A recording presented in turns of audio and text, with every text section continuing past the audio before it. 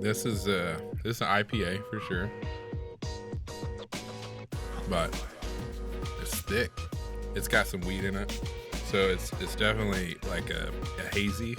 I think this is Real Ale's Voodoo Ranger. What? I get it. What? Squirt gun? What the fuck? Is that? Yes, amazing. What's up, everybody? Welcome to the JESS MARSHALL Podcast. Glad you're here. You are in for a treat, and so am I. Not a big beer drinker, but I sure as hell want to know how it's made, and I'm very interested in the distilling process. If you're interested in any of that, you're going to love today's podcast. Here with my buddy, Derrick Rima. We played rugby together. Looking forward to the show. Hope you enjoy it. Keep our sponsors in mind. Obviously, Autograph Construction for all of your residential and commercial construction and roofing needs. Harper Belmont Media. If you want a badass set like this and awesome videos like you see me drop, get with Harper Belmont. And last but not least, Greater Half Clothing Company. If you're a patriot like I am, let everybody fucking know. Y'all are in for it. Enjoy the podcast. What's up, Moose? Hey. Welcome to the set, man. It's been a while. It has. When did we meet? Oh, man. On a rugby field. Right. That's how so many of my stories start. Yeah. Well, this is, gosh, man, 10 years ago? Right. Or longer. 2000, what was that, 2008 or 9, I believe, 10 maybe? Damn, 12, 13 years back. Yeah, it was quite a while ago.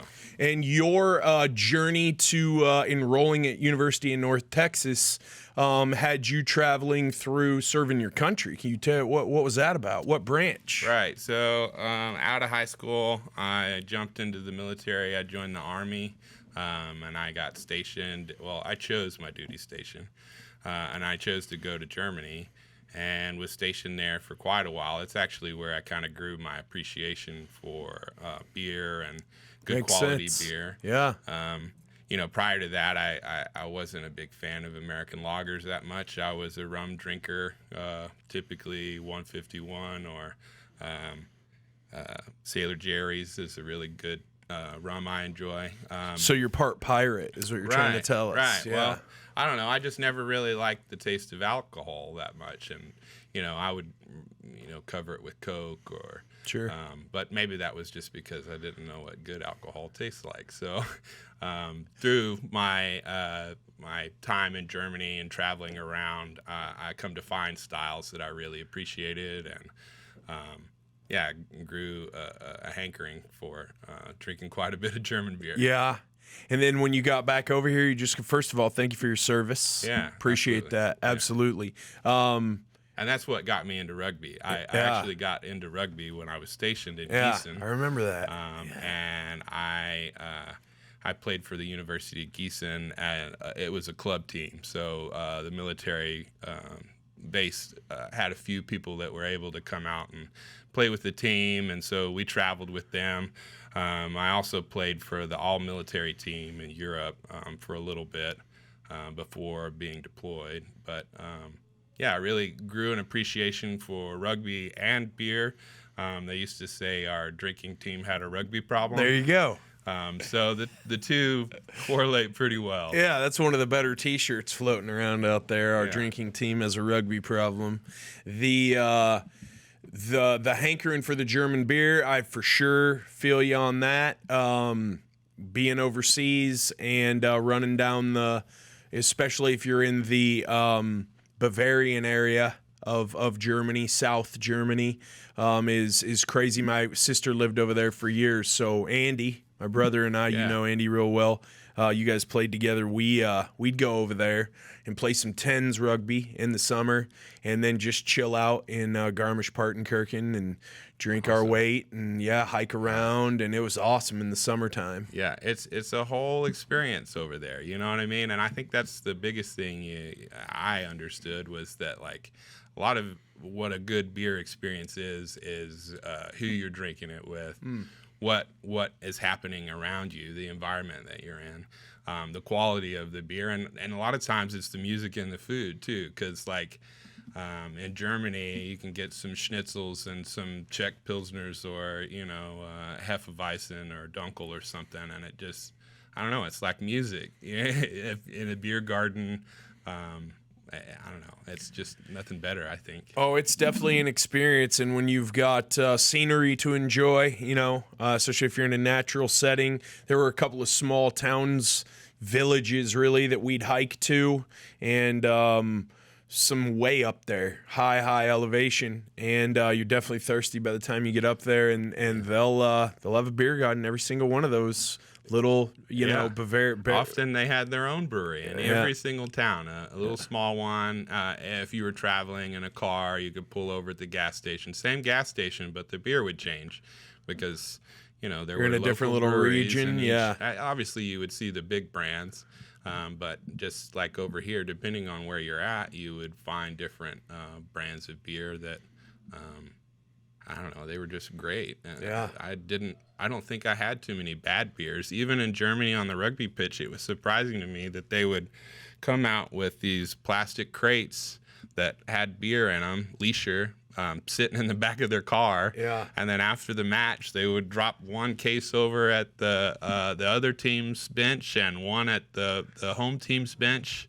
And we all enjoyed it, and it wasn't even cold, Yeah, so it was a kind far of cry shock. from the 30 stones for 10 bones days. Right. You're actually drinking a quality micro brew, right? Isn't that what that is? Right. Yeah. The getting into the actual brewing of your own alcoholic beverages or distilling of your own, how did that begin? That just began because you got back and you're like, I can't find anything I like. I'm starting making my own. Well, right. So it was a little bit of everything. Good beer was hard to find, and when you did find it, it was in small stores that carried craft and imports and stuff. So we would often go and hunt down like good German beers like Aventinus or some popular German brands that we like, and we would go from spot to spot to clean them out if they had limited supplies or whatever. But it was actually a family reunion, or not reunion, a family gathering with my wife and their family, and her uncle was a home brewer. And prior to that, he brought a little 5-gallon keg in a cooler, and it had a little draft spigot. And he served me a beer, and I was just shocked. I was like, "You make this at home?" I was so surprised because prior to that, I thought you needed all of that big stainless, and I didn't understand the complexities. I just appreciated it at that point. But I was in college at that point, and I was really impressed with his beer. He only did a couple beers, but the ones he did, he liked, and they tasted pretty good. So after that, I was bound and determined to learn how to do it myself.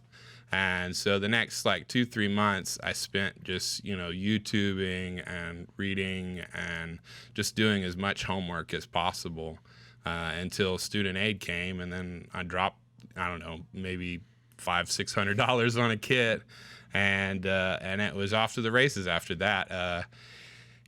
Friends that lived beside me and started coming over and donating to the cause, and a 5-gallon pot on the stove turned into 3-vessel 15-gallon welded together brew stand in the garage with 4 drafts. And we got a lot of great feedback, and we're really excited. Wanted to open a brew pub there in Denton, and we're trying really hard to do that, but I had a deadline, and it was once we got to that point, it was time to start a family. So switched to more career-driven, looking for work. But I don't know where I was going with that. But the entrepreneurship side of it, once you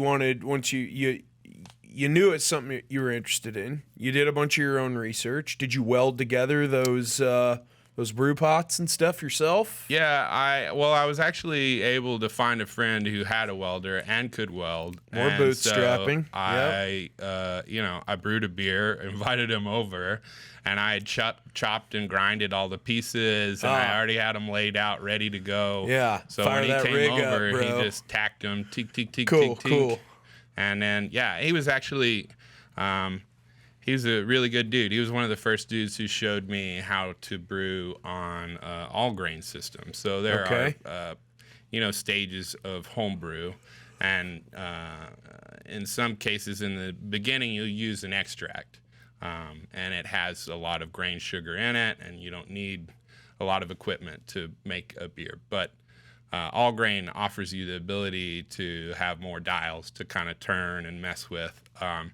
And so I went over to his house. He had three or four beers on draft. He had this Herms system that had pilot lights that, with temp controllers. I mean, it was just the most magnificent thing I've ever seen. This machine is really great in his garage, and I can't imagine, a home brewer having such great equipment, but it made some amazing beer.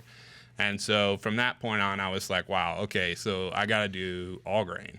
And that's what, started me to try and build this pilot system to make not only more beer, but have more control over the product that I'm making. So yeah. I mean, it's a very technical process, and we'll get into more of that, especially because I'm a novice. I'm not a big beer guy anymore, just because of gluten and all that kind of stuff. But it's definitely an interesting topic. And I asked you about distilling before we went on, and you said, well, you can't distill until you've brewed. But before we get technical and granular about that kind of stuff, what did you study at North Texas? Well, initially I was a business entrepreneur, but then switched to hospitality once I started working in the industry. That entrepreneurship and strategic management, that was one of my degrees as well. Very broad strokes, some accounting, some business theory, some management. Right. Do you feel like the hospitality degree prepared you enough, or do you regret a tad not sticking more toward the entrepreneurship side of things? I think it was a good blend. I mean, initially, and even still, I favor brew pubs, and one of the reasons why I even got into brewing beer is because I like to cook, and I like to host people, and I love to barbecue or smoke meat or. This guy is a badass barbecuer too. Badass. I try. I do all right. You do better than all right, bro. Awesome. But yeah, so that's kind of how it started. I don't know. It's a therapy for me. When I got out of the military, I had a lot of things going through my head, and I didn't have often a clear direction. But brewing beer was a way to take my focus and apply it onto something that was, took discipline, in a lot of cases it's 2 to 3 weeks or a month of, and if you mess up a step along the way, then that can greatly affect your end product. So, cooking has always been therapeutic, but brewing became that. And then, I got good enough at it that I was able to find someone to pay me to do it. And then I continued to try and do the jobs that others didn't want to do, or tried to do it better than they did it, or faster, or I don't know. I came out of the military like I'm on a mission. I've got things to do. Even if I don't have a direction, what ended up happening was I just decided to chase passion. And, I met hardship not being able to open my own brewery, but looking back now as a 10-year veteran, I wasn't prepared. And there's a lot of breweries that get into that sort of trouble because of the intricacies. It's a restaurant, but it's more than that.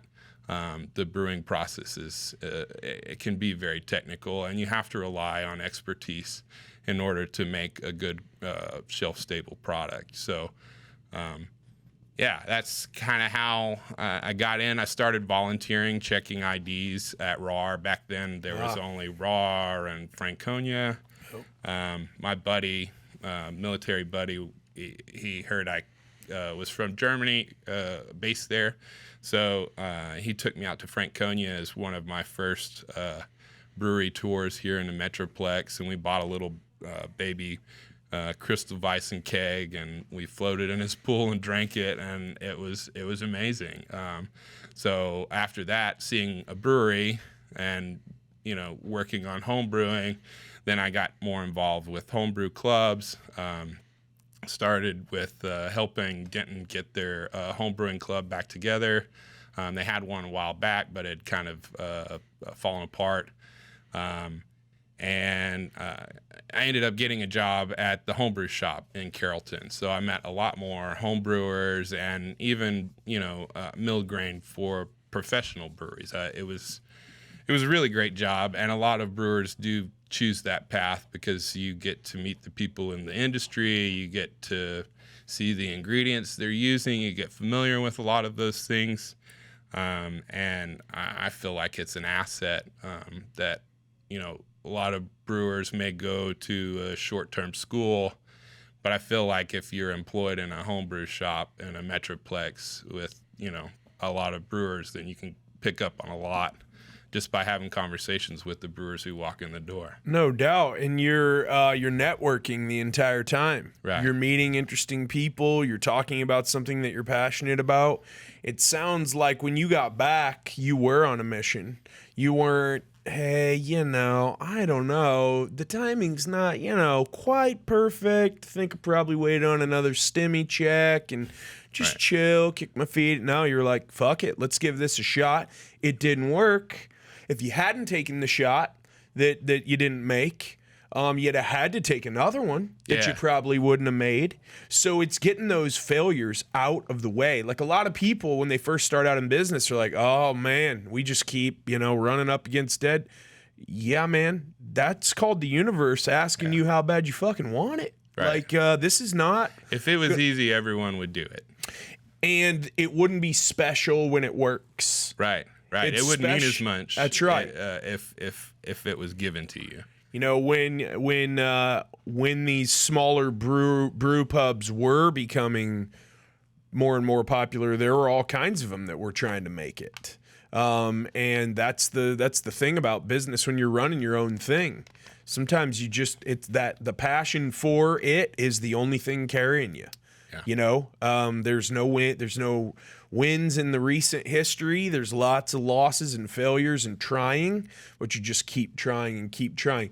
Do you think that the business side of opening a brew pub or putting together the business plan for one was something that was that hard for you to do the first time, or were you kind of just throwing it against the wall to see what would stick? Or it was, and I was still going through school when I was putting it together. We were working on Ugly Rugger Brewing's brew pub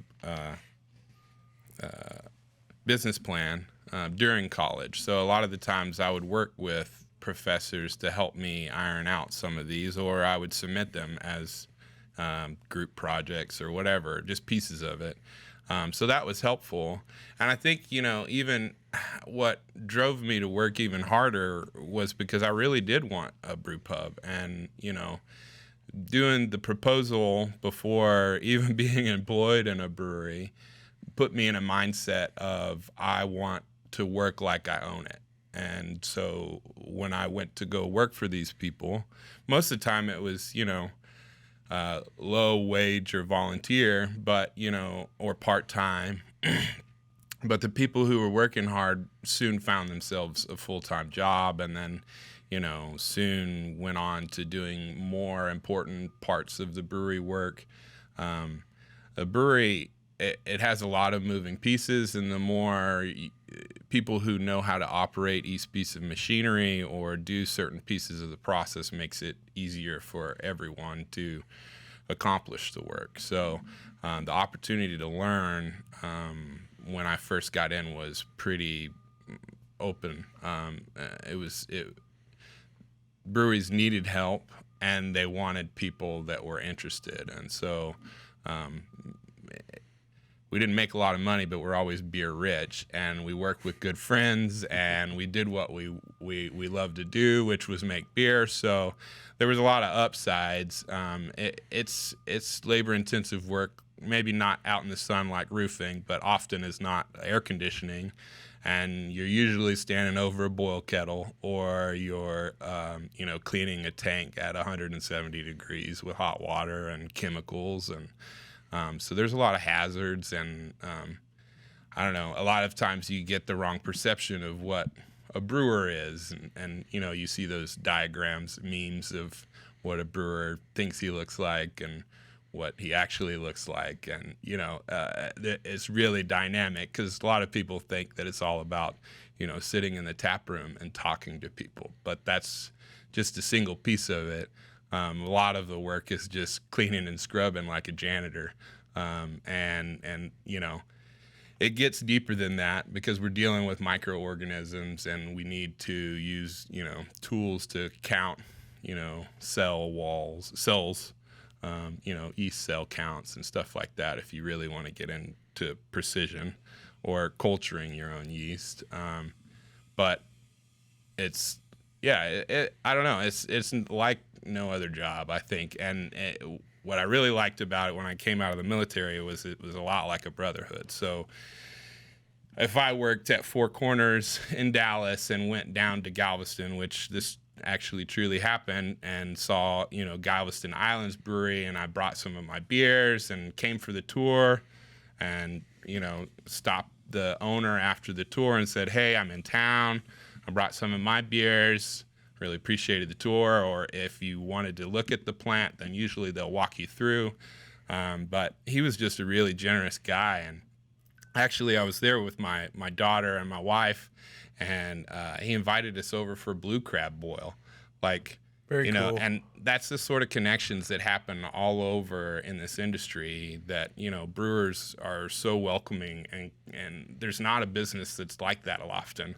They don't walk you through the brewery and show you the equipment they use, and sure, you can't ask intricacies about, oh, well, I really like this beer, what do you do different?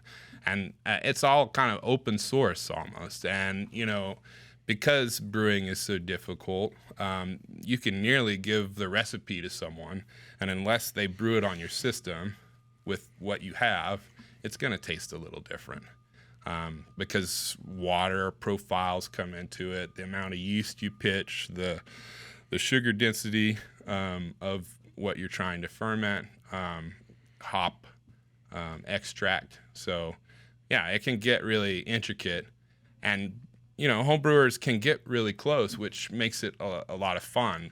When we first got into home brewing, you could, pick up West Coast IPA styles. Back then, they were just really trying to push hops in your face. Like Most Bitter Extreme was the trendy thing.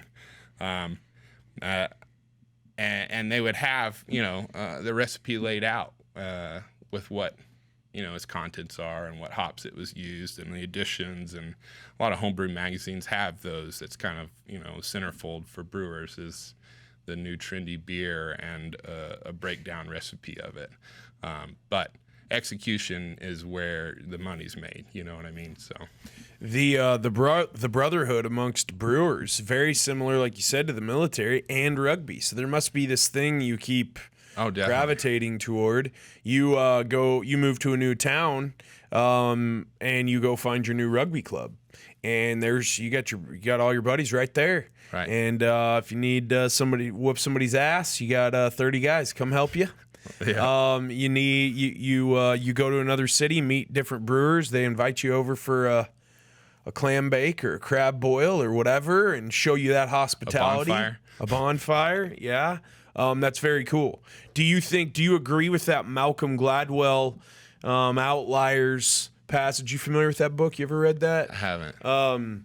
He says that it takes 10,000 hours, and that studies have shown it takes 10,000 hours to become an expert.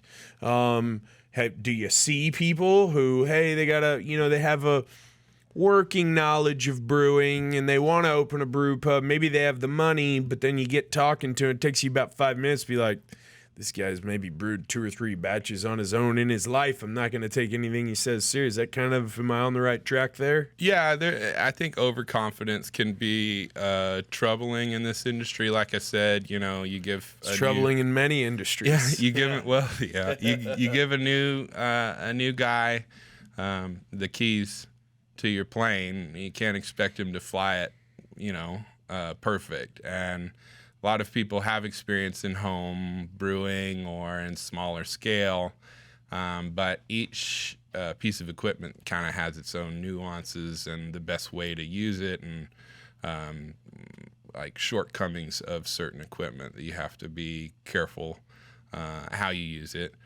So yeah, I think if you haven't, in some cases, if you haven't made the mistake, you don't know like what are the traps, because what ends up happening, you get into these big, production breweries where they're running 3 brews over, 11 hours.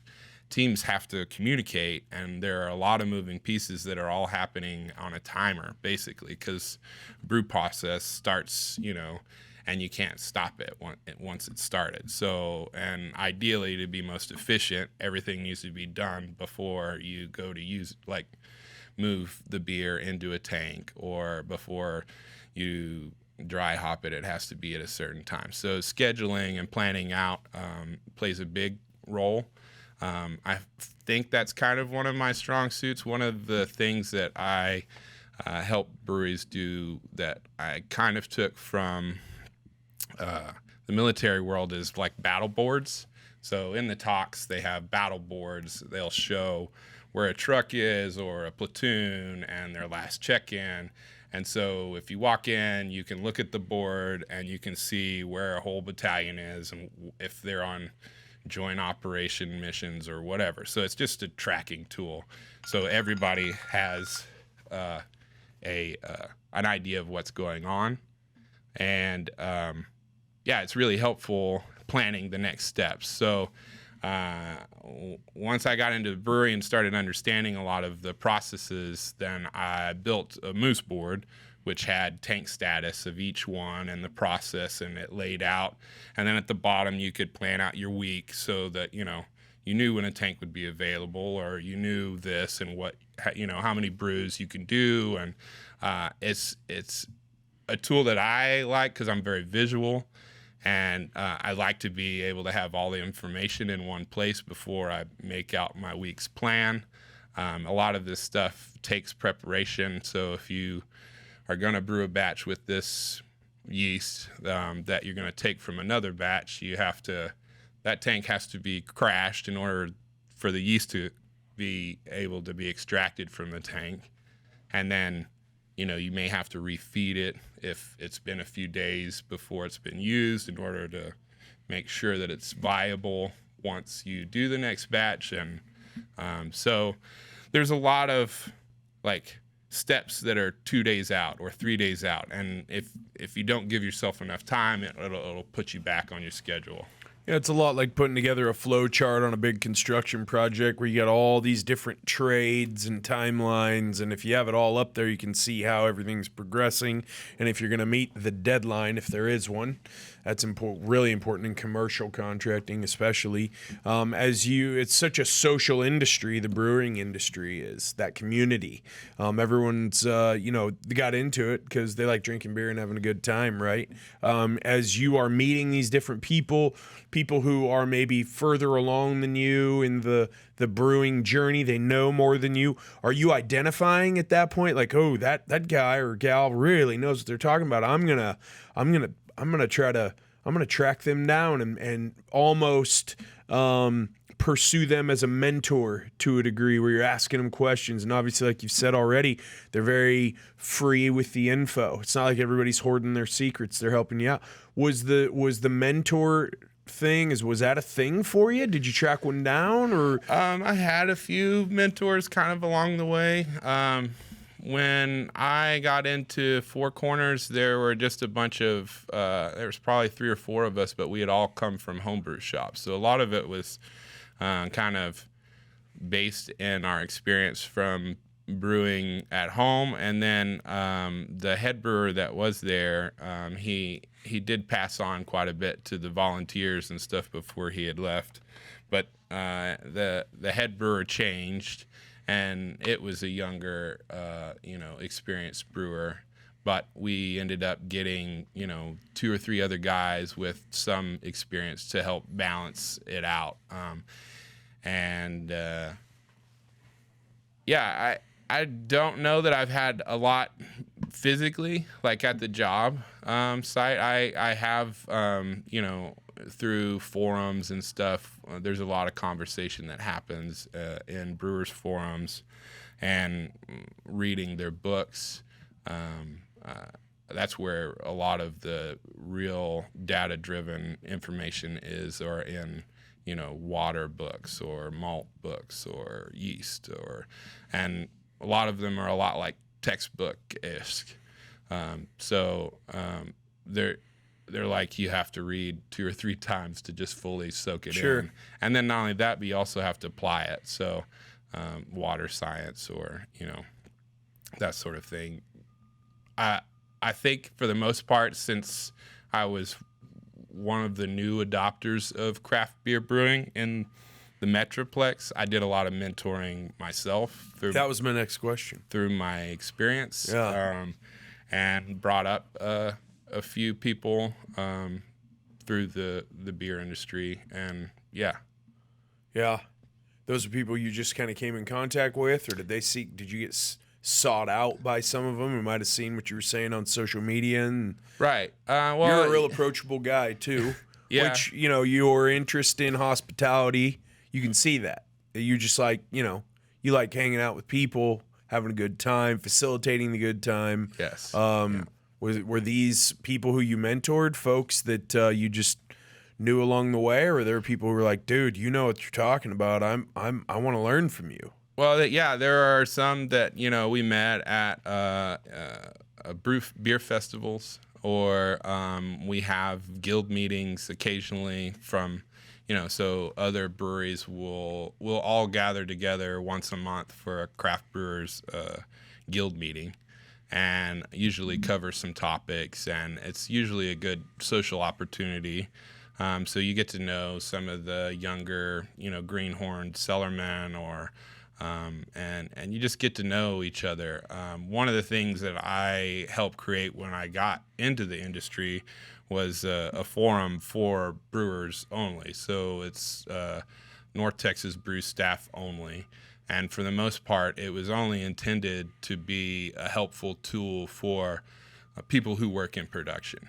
Because production, if something messes up in production, it's a cog in the wheel that throws off the whole brewery. So my idea for that group was to be able to say, well, you know, I've got an extra 44-pound box of hops that I need to get rid of. Maybe there's somebody who needs them. So often there's a lot of trading that are like, you know, does anybody got 2 bags of black malt or crystal, or, you know, and then there's that opportunity for someone local to be able to support another brewery, even if it's, you know, momentarily. And that, I feel like I've used it a few times, but there's a lot of brewers who have taken advantage of that, because you never know with you know, supplies being questionable in a lot of places. Sometimes your brother has it, and he's just down the road if you ask him. So this gives them an opportunity to connect. And my idea really is that the Texas beer scene gets strong. North Texas beer scene gets stronger because we're all connected in that way. If there is a problem or a question, you are connected to all of the brewers in DFW to be able to ask. Very cool. 27 months ago, when everybody's world changed, in what, like the end of Feb of 2020 or whatever. It was like St. Patty's Day, I remember. Yeah, end of February, beginning of March. What types of challenges did that present you in terms of what you were doing then, and what type of upshot it caused, and what? Right. I mean, yeah, it was pretty wild. I don't think there'll ever be anything quite like it, and it threw a wrench in a lot of breweries. At the time I was working for Wood Creek out in Rockwall. Bill Gates says there'll be a next time, so you know, heads up. Well, I'm sure there'll probably be quite a few next times, but yeah. Sorry. No. But yeah, we were trying to decide whether we had just changed over brewers. I had just started over there to try and help rejuvenate the brewery. A lot of the work I do is kind of like John Taffer, and I see the problems and I go through and try. He's the bar rescue guy, right? You're going in there then, and you're taking the thing apart top to bottom as best I can. Yeah, and you're looking at like culture, major problems, finances, how we're running things. At least the beer side. Gotcha. Yeah. Well, and a lot of times that does flow over into taproom procedures or operations or that sort of thing. So, pricing, costing. The more experience a brewer has, the more he's like a chef, and being able to cost your dishes and make sure that they're fresh and that you're brewing the right quantities, and a lot of that momentum is unreal. Sorry, God. Fucking unbelievable. Yeah, garbage. So busy. Well, it's probably someone trying to sell you service for your vehicle. Those are all my alarms for. That's actually vitamins for my children alarm. There you go. So I like it. Sorry about that. I can dig it. No, that's important. Keep those kids healthy, man. Yeah, we got to get them to be legal drinking age, man. Absolutely, that's the goal here. Yeah, right? yeah. So when that all happened and we weren't allowed to, the bars and the restaurants closed, we eventually they allowed us to sell to go. And so from that point on, we weren't really making any more batches. We had all of this product that needed to be moved. That was all fairly new. I just basically redid most of all of the beers at Wood Creek, and we had done some packaging, but it was just sitting in the tap room because nobody could come in and drink it, and none of the stores were ordering kegs of beer anymore. It was all kind of on a freeze. We had to adopt new pay systems, so set up a Facebook menu so people could order remotely, place their orders. I would get them when I got in, and then I would put together their orders. So I'd row them all up. And then, they had designated pickup times, and they would also have drive-ups and stuff like that. And I was kind of like a one-man show for, 2-3 months. And it turned out pretty good, actually. Initially, we had, 3 people, I think, working the bar. And it was pretty good. The revenue could be a little bit better. We had some older, drink tokens and stuff that where it needed to be, washed out. But things were starting to turn around, and the beer to go, it offered us the opportunity to make a lot more margin off of the product that we were pushing. Because the thing is when you put it into like cans, at the time we were using a mobile canner, so they would come in and we would have finished product and they would help put us in the can, and then we would have the can to either go distribution or local deliveries, or but with distribution not asking for any more, we had plenty of product on site, and so we were able to do discounted prices on 6-packs or case deals, or we were able to, kind of incentivize the sale of the product. And, for the most part, people would just pull up, and I set stools for the parking spaces that had like a number in it, just like, Walmart, and with a number on it, and they'd pull up and they'd call. And usually I already knew because I'm sitting there waiting for them. But I'd have their order together. They'd pop the trunk, and I'd throw the beer in the back of the trunk, close the door, wave bye, and then they'd take off. So it was very transactional, and it was effective, I think, but not anything like what the business was prior to that.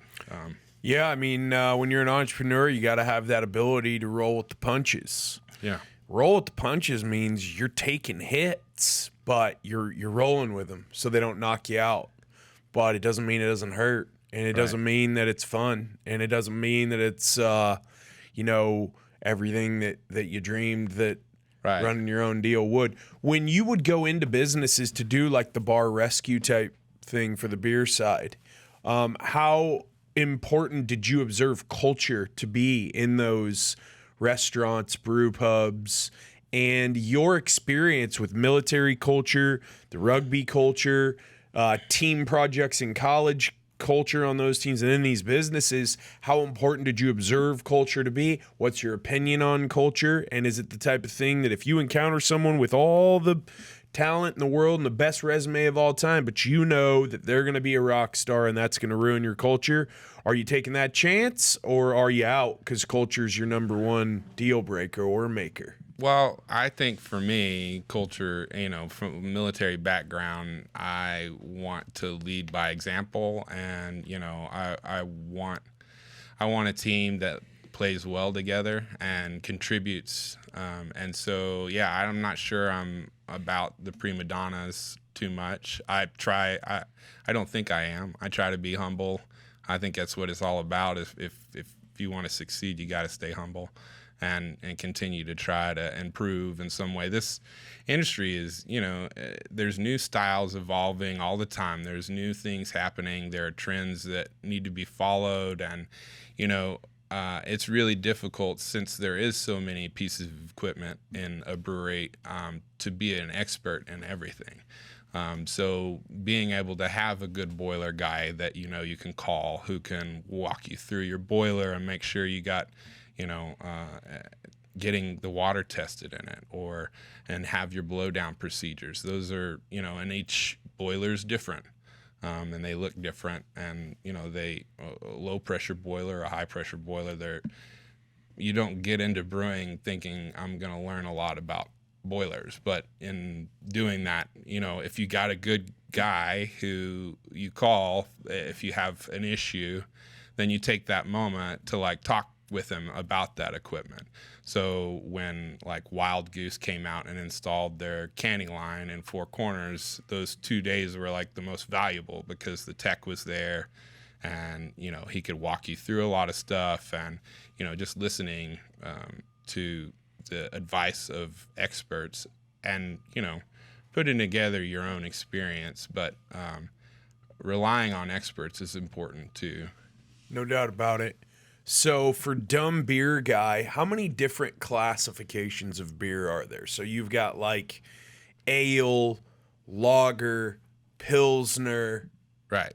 Are those all three different? Well, so categories? Typically there's really only two. There's an ale and there's a lager. Okay. One is cold fermented and one is fermented a little bit warmer. The ale, lager is colder.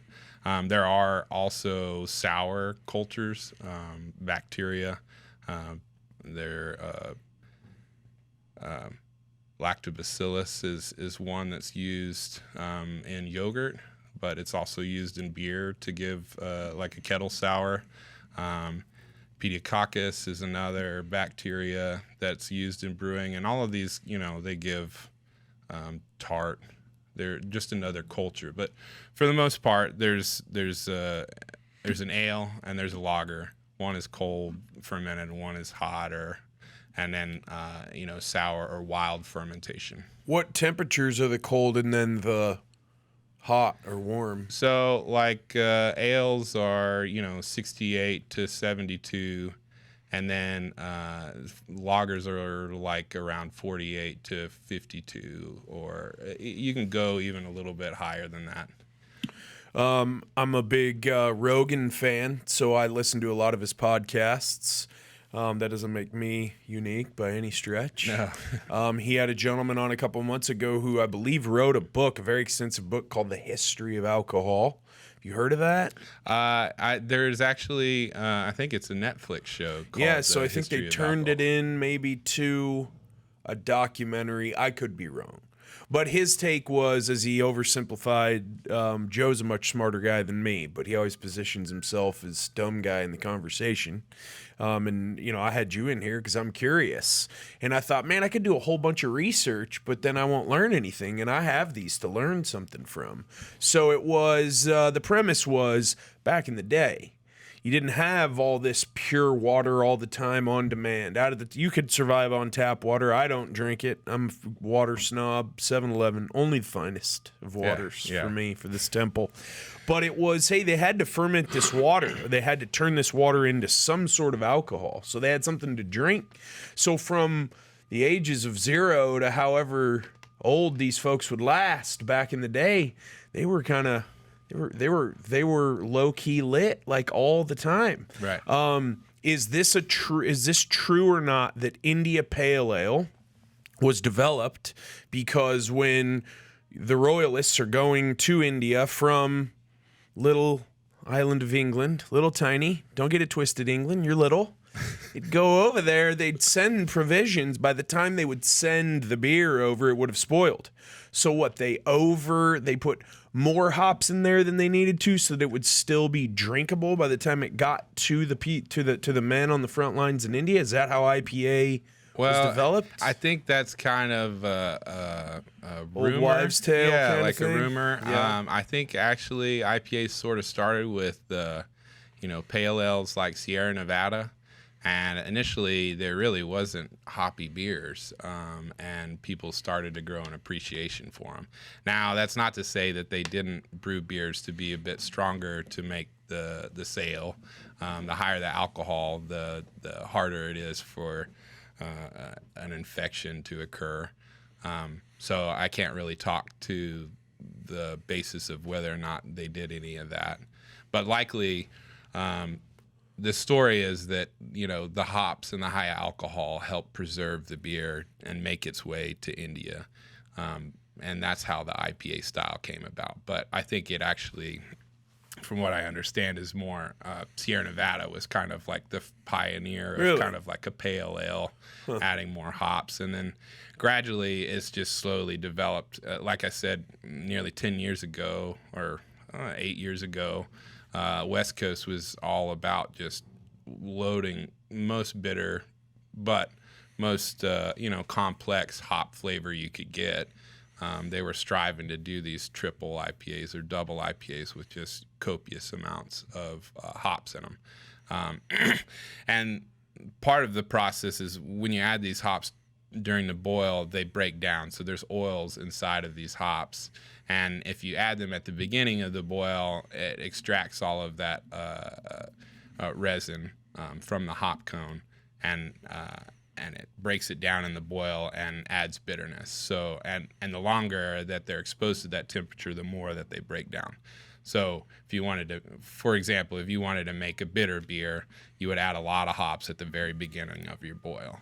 If you took those same amount of hops and then added them just as you turned the flame off, you would have nearly a completely different beer, just because the hop oils didn't get the opportunity to break down quite like they did, and it's not quite a boil; it's more like a steep. And so temperature and the time that it is exposed to that plays a big part in how much bitterness is extracted from the hop. All right, Moose. So we got 3 Mexican beers because it's Cinco de Mayo. Right. Here. Yeah. Happy Cinco de Mayo, everybody. We're going to taste test all 3 of these. Tres cervezas. Okay. Tres cervezas.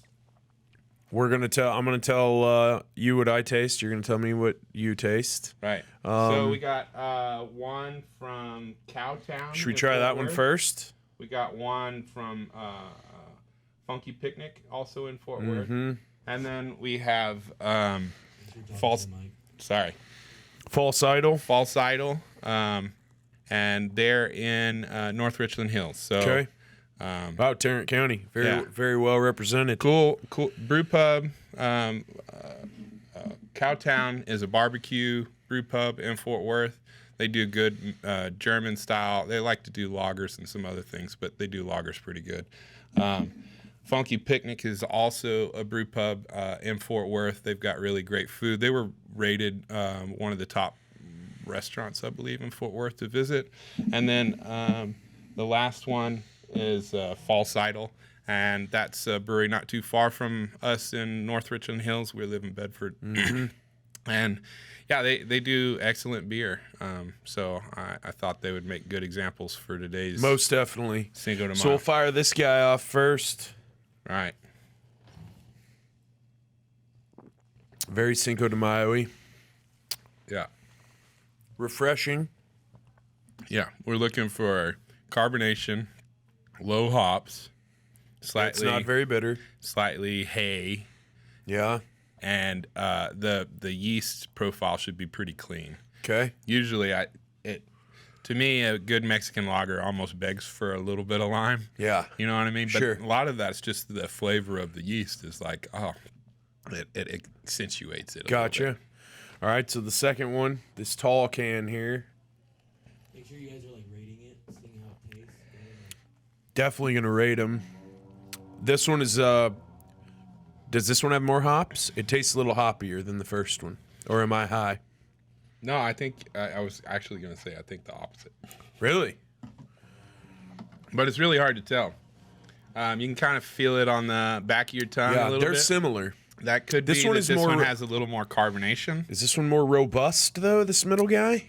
I'm just being drawn in by It the feels a little maltier. by the lifted skirt and perfumed inner thigh of this huge. It's good though. I like Both it a are very lot. crisp. All right, should we try Easy try the drinking, third one? Pool beers.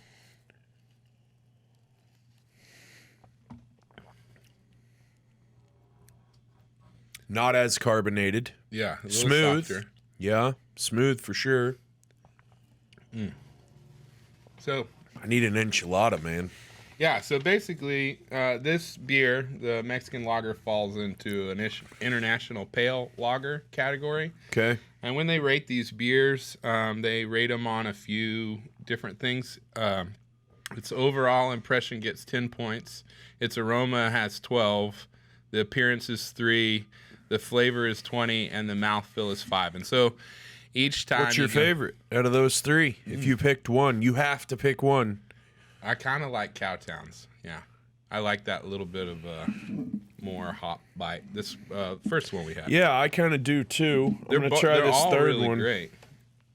again. Yeah, this is the mellowest for sure. That one's a little more, maybe the most aggressive.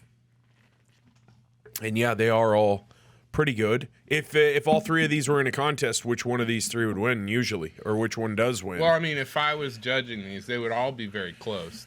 They're all good examples of a Mexican lager. You But are I would put- such an amazing politician. But I love it. I would put the Cowtowns. Yeah. And I don't know if it's just crisper, it's colder. Yeah. You get a little bit better hop flavor Mm-hmm. coming through. It's clean, fermented. Yeah. And yeah, it's really refreshing.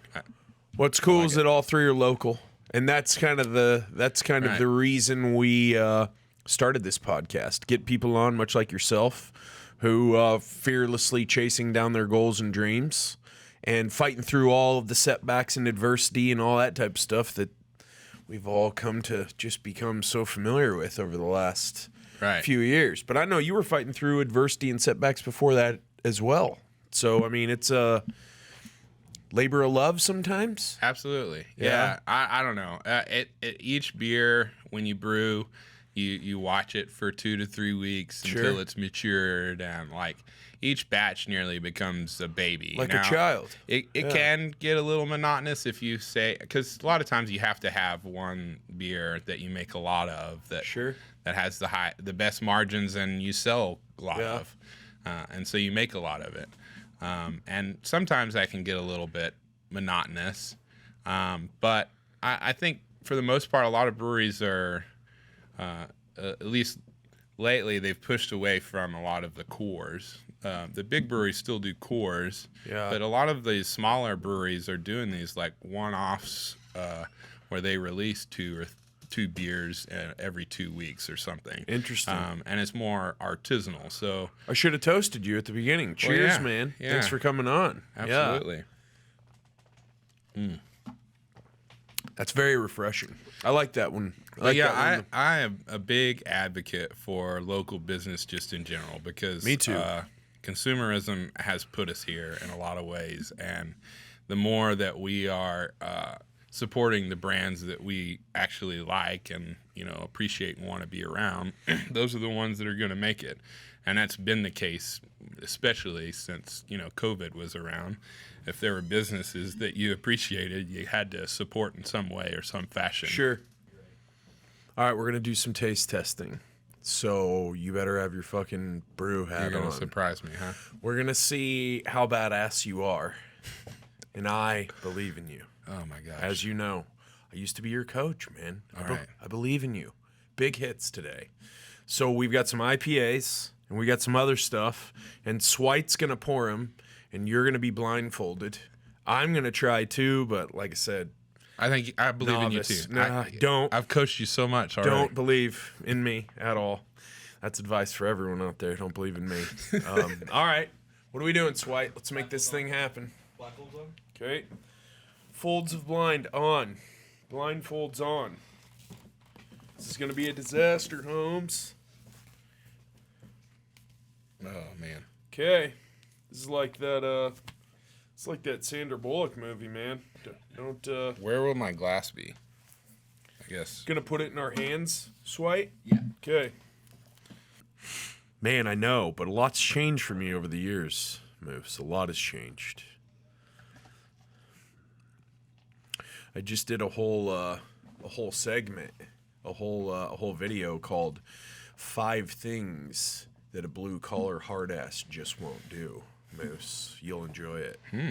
Okay, I got mine in my hand. Okay, me too. Okay, we doing this thing? I guess so, yeah. Okay, all right. I don't smell it.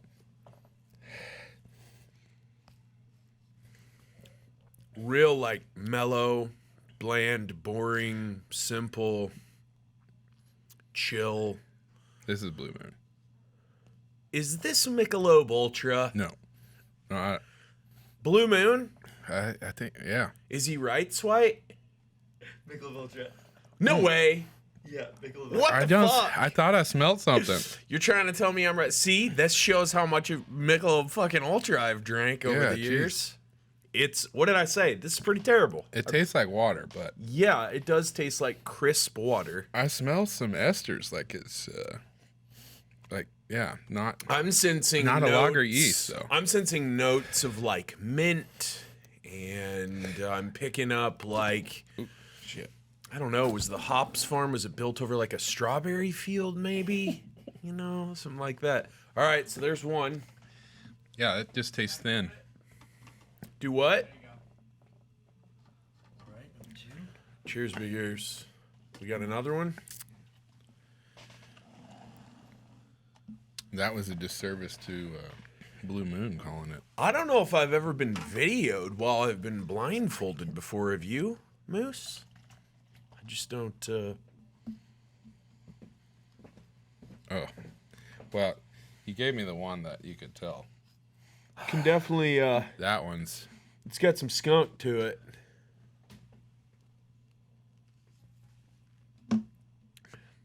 That's Heineken, 100%, isn't it? Yes. Yay. Man, it's all coming back to me now. This is one of the few beers that's brewed intentionally with a flaw. This is What is, diacetyl. and what is the, it's what? Diacetyl. And that's like a popcorn-esque. Weird. But the hardest thing is making all of the Heinekens taste exactly like a Heineken. You know Really? what I mean? Can you get a and case and you're like, whoa, they did this one wrong and it doesn't taste right? No, their Their quality control is on every point? Heineken I've had It tastes like a this. Heineken? Yeah. All right, last one for you, Jess. Okay.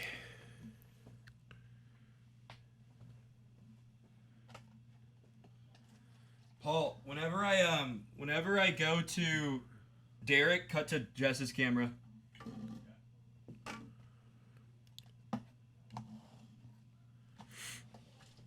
Do you watch Hot Ones?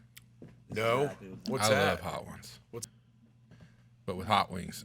Well, you see the sauce though. It's an interview where they eat spicy wings, and it's like 12 of them, and they kind of escalate to Gotcha. atomic. If for your homework, you should watch some Hot Hot Ones? Yeah, I will. dude. He's I a will. really good. he does a good job. This one definitely has more fragrance than the first one, but not as much as the second one. Yeah, this one smells like a lager too. It almost tastes like lagers we had. Kind of does.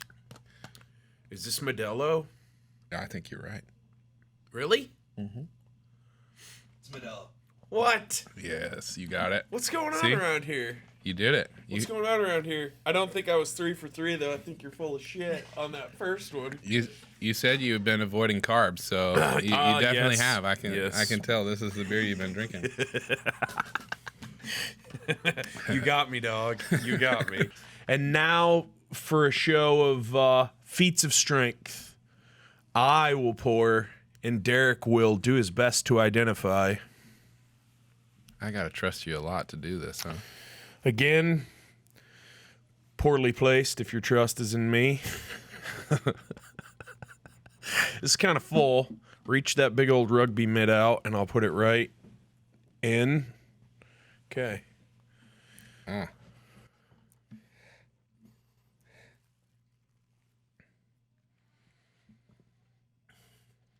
Oh, What are your thoughts? this is an IPA for sure, but it's thick, or not thick. It's got some wheat in it, so it's definitely like a hazy. I think this is Real Ale's Voodoo Ranger. What? I get it. What? How is that possible? This is pretty good. Amazeballs, ladies, gentlemen, boys, girls, children of all ages. Okay. All right. Drink as much of that as you want. I got the next one coming up. Not going to tell you what it is. Stick that rugby mitt out. Pouring. Glug, glug, glug, glug, glug. Yeah, I'm trying to keep the head down, dog. There you go. That's good. That's where the aroma comes out. You got to pour with vigor.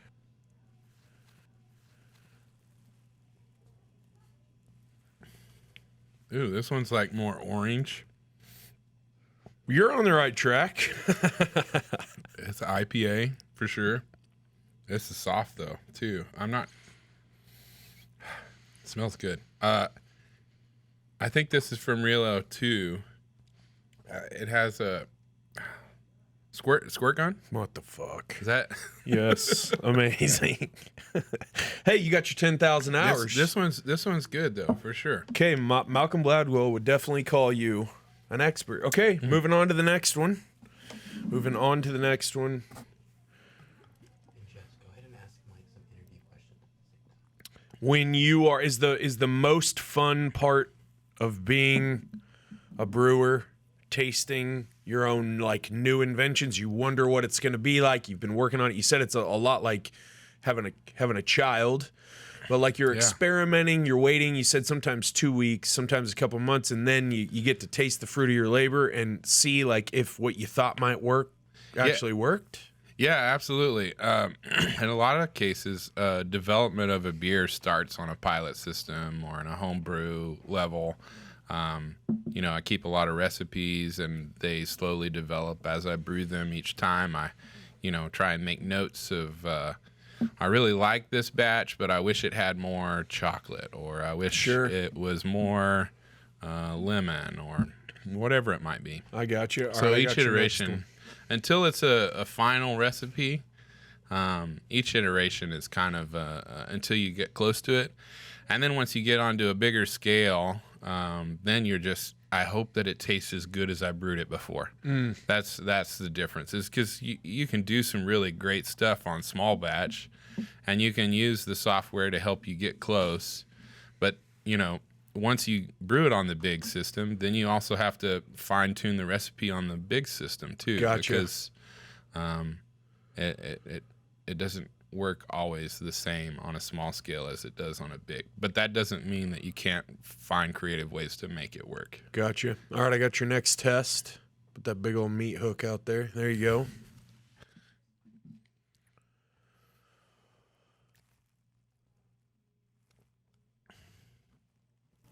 Oh, this is like more traditional, like hoppy, maybe Yeah, it definitely smells mellower than the other two, in my opinion. Well, it's more bitter for sure. Is it? Yeah, but it's still hop forward. I think this. Did you guys do all real ale for IPAs? I think this one is the Axis IPA. Boom. Unbelievable. This is just fucking ridiculous at this point. That's amazing, man. They come in a kit. It's pretty good. See, when I have people on the podcast and they don't know what they've been talking about, it's real easy to find. It's real easy to figure that out. And you, my friend, know what the hell you're talking about. Okay, last one. The back to the entrepreneurship piece. You and the venture that you're in now up in Stillwater. That's something that you're putting together.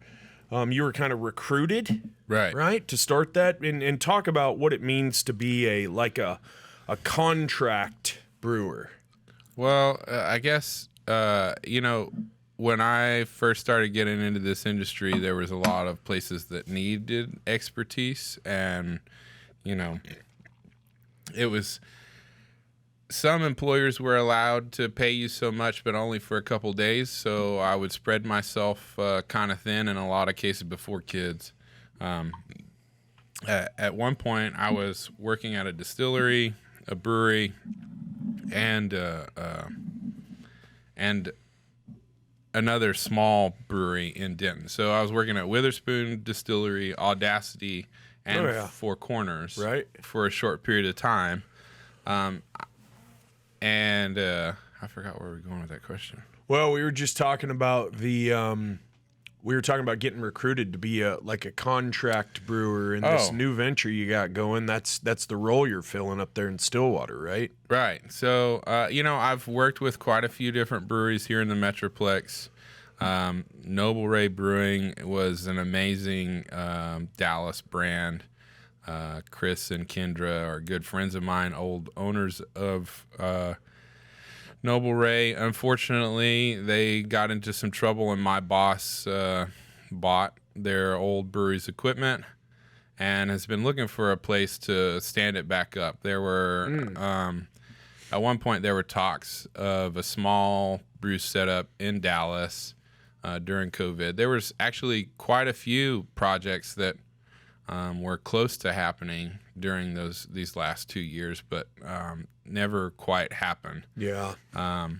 But my former boss, he is an OSU grad and alum, and he's been working on trying to do some sort of construction out there. He's a dairy executive. Okay. So he's familiar with stainless and pumps and all that sort of stuff. stuff. Oh, yeah, 100%. And wanted to kind of get into the beer industry. So initially he started by trying to help some of these places that were having trouble. Noble Ray ended up having to close, and so did Wood Creek. But he has been working with Nakona Brewing to brew some of Noble Ray's beers. They've been able to help us out during the transition. Cool. But this project in Stillwater has been in the works for nearly 3 years. Oh, wow. And it's a big moving piece. So the story behind it is this is a old hydroelectric water plant on Boomer Lake, and it was decommissioned nearly 5 years ago.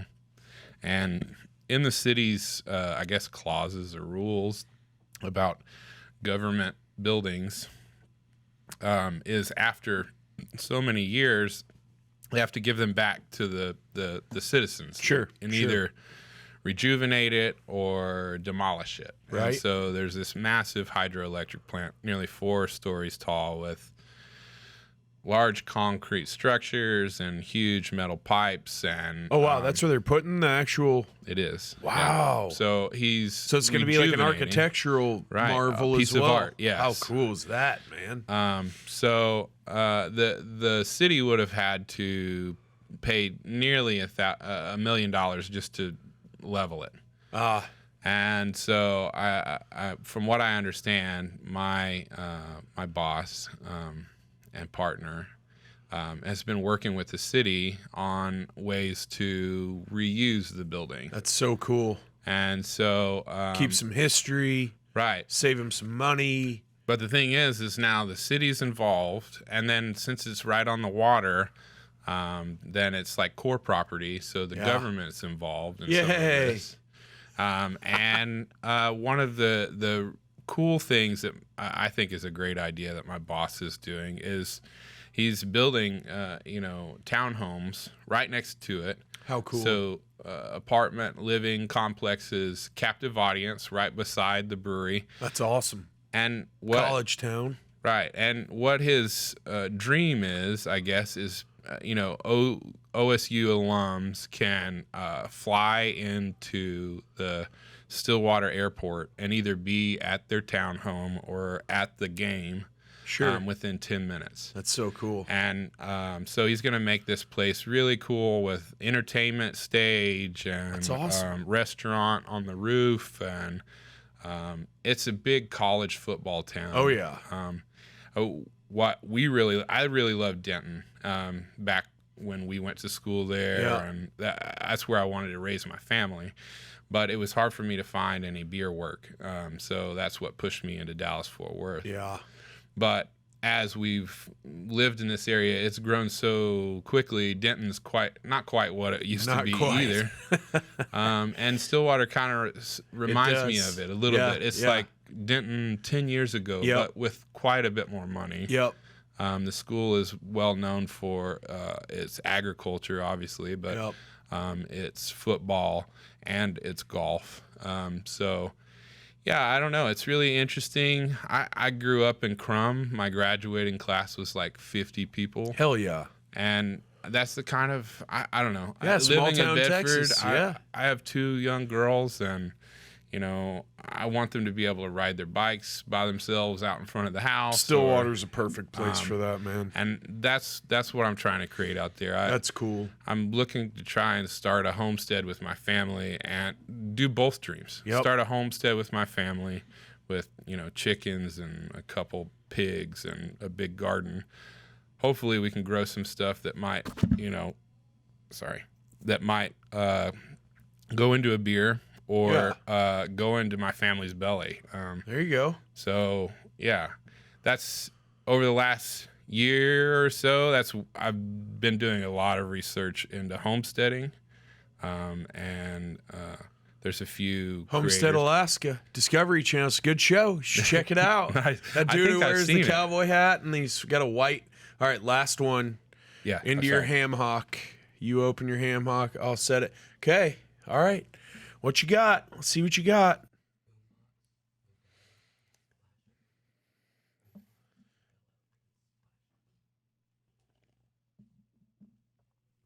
Whoa. I don't know, man. This is a clash. This is like abstract painting. Like Jackson Pollock, bro? Yeah. This is a piece. Yeah. Talk to me. I think this Talk to me, homie. I think you're playing games with me. Really? I think this is that's quite the indictment. Modelo. What? One of those IPAs and some Blue Moon. Okay, you can take your bird box blindfold off and see what you just did. Blue Box, Modelo, and Blue Moon. Yeah, that's pretty fucking amazing, man. That's crazy. That's 10,000 hours times 10. It seems like It's so bright. that's amazing. It is. It's so bright.